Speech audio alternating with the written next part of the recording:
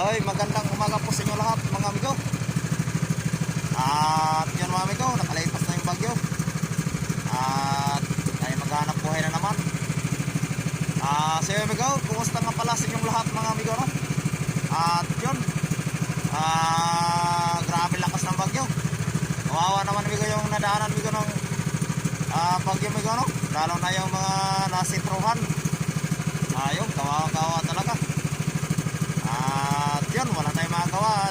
At yun ay kasama na rin sa buhay ng tao. So yun amigo. At tayo maghanap buhay na naman amigo, no? At mga ilang araw din tayong tambay. So yun, maghahanap naman tayo ng pambili ng bigas. Tama yan amigo. Magandang sikat ng araw amigo. Alas 5 ng umaga. So ayun amigo, at dito tayo amigo maghanap buhay sa may dating spot natin sa parting Losa.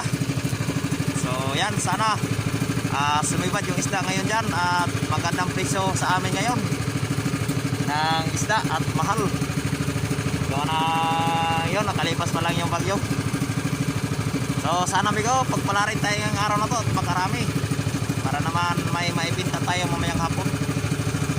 So yun pala amigo, no? At maraming salamat sa ating mga subscribers, sa ating mga viewers dyan, sa mga silent viewers yun. Maraming salamat po sa lahat at magandang umaga po. At lalo na po daw sa mga nag-subscribe, magandang umaga po sa inyong lahat at maraming salamat po. So yun amigo, update na tayo mamaya amigo kung sana pagpala rin tayo ng araw to makarami.